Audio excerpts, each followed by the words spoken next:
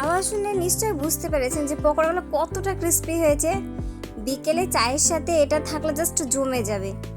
চলুন তাহলে রেসিপিটি দেখা যাক। আমি এখানে 200 গ্রাম মটর নিয়ে নিয়েছি। এটা সারা রাত্রি ভিজিয়ে রেখেছিলাম, তারপর সকালবেলা এটা ভালোভাবে জল ঝরে নিয়েছি।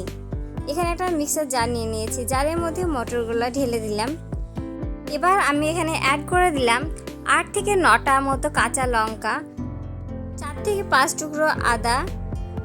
এবার সমস্ত উপকরণগুলি পেস্ট করে নেব। এটা খুব মিহি করে পেস্ট করব না, একটু দানা দানা রাখবো, তাহলে টেস্টটা খুব ভালো আসে এবং ক্রিস্পি হয়। এবার এর মধ্যে অ্যাড করে দিলাম সামান্য কালো জিরা, সামান্য জিরা, সামান্য চাট মশলা, সামান্য হলুদ, একটা পেঁয়াজ কুচি, স্বাদ মতো লবণ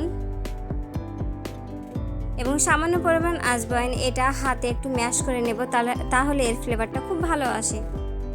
এবার সমস্ত উপকরণগুলি আমরা খুব ভালোভাবে মেখে নেব।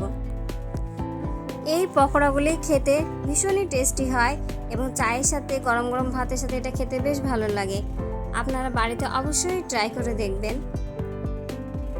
মিশ্রণটা রেডি হয়ে গিয়েছে।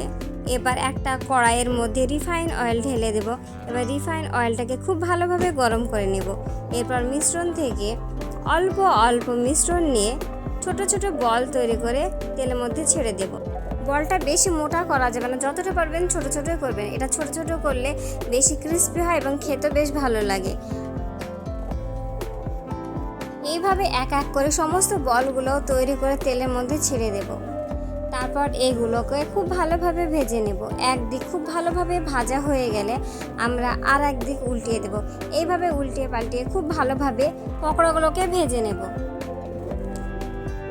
ভিডিওটি যদি আপনাদের কোনো উপকারে আসে তাহলে অবশ্যই একটি লাইক, কমেন্ট এবং সাবস্ক্রাইব করে রাখবেন এবং পাশে থাকা বেল আইকনটিও ক্লিক করে রাখবেন, যাতে পরবর্তী ভিডিও আপলোড করার সঙ্গে সঙ্গে আপনাদের কাছে নোটিফিকেশন চলে যায়। এইভাবে পকোড়াগুলোকে উল্টিয়ে পাল্টিয়ে খুব ভালোভাবে ভেজে নিতে হবে। এখানে পকোড়াগুলো খুব ভালোভাবে ভাজা হয়ে গিয়েছে। এবার পকোড়াগুলোকে আমরা অন্য একটা পাত্রে ট্রান্সফার করে নেব। প্রথম থেকে শেষ পর্যন্ত থাকার জন্য আপনাদেরকে অসংখ্য ধন্যবাদ। সবাই ভালো থাকবেন, সুস্থ থাকবেন।